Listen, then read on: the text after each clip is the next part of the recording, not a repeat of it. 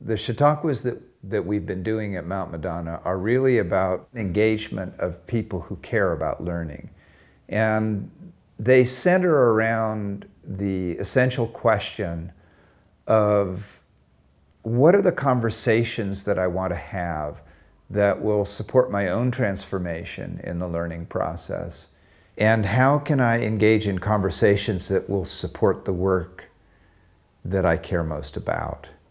And this next little segment from Peter in 2009 really touched on a lot of those things that I think are essential to the transformation of education. So this room is a small version of what a classroom is.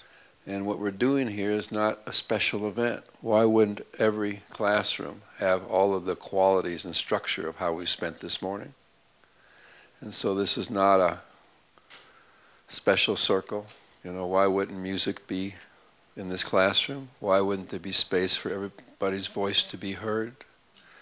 So there's a structure to this. Why wouldn't there be something that reminds us of the sacred in the middle of every classroom, every time we gather? So this is curriculum design. This is pedagogy. It's not just a special event we come to once a year and isn't it nice? And how do I bring it back home?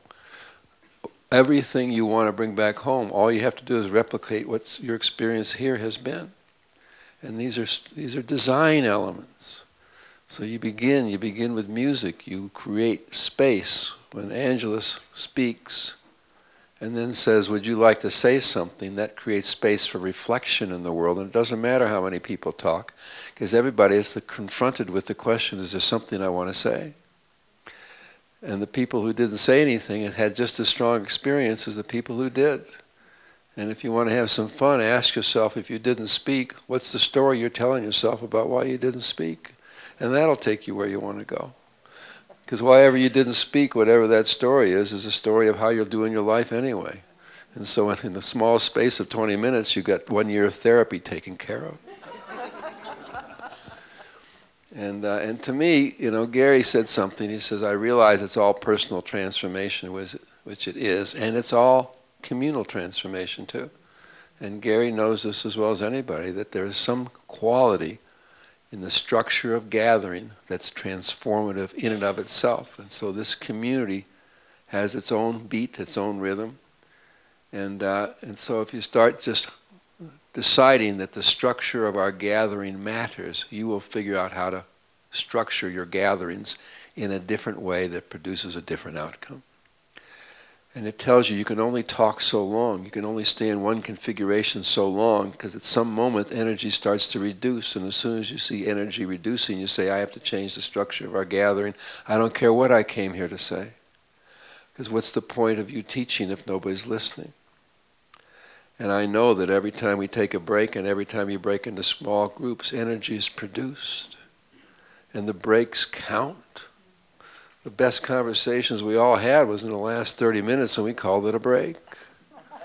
Which means that every gathering or every classroom are meaningful conversations interrupted by lectures and small group exercises. Got it? I'm serious about it. I'm alive serious about this. And so it's our attention. It doesn't take any skill. Let's take a break. You know, you don't have to go to facilitator training in order to learn how to do that.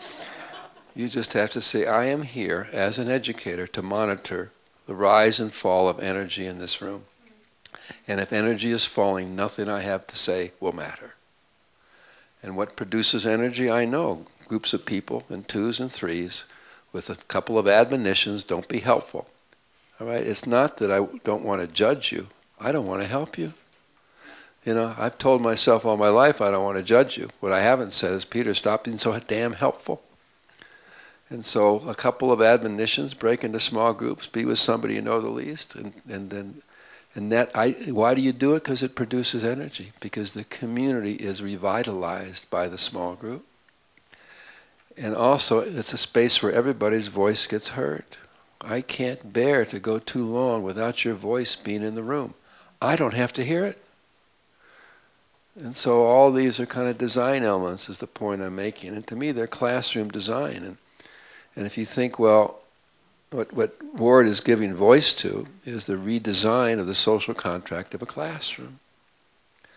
And you say there's certain things that occur in a classroom. We have to know how we're doing.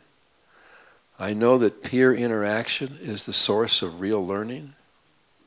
I know that students come here with wisdom and knowledge. I better find out what that is.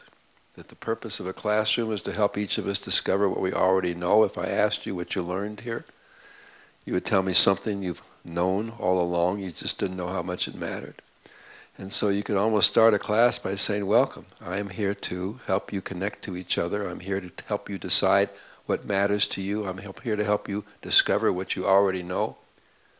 I'm here to help you learn how you learn the best. And what I'm doing here is using the classroom as a laboratory for building and developing citizens. And what we've done up to now is use the classroom to develop consumers. And the students act like a consumer. They're into customer satisfaction and they think they're the customer. Show me what you got working, you know. What do I have to do to get an A? Those are customer questions. And so it's citizenship training. So anyway, I just want to say that. Thank you.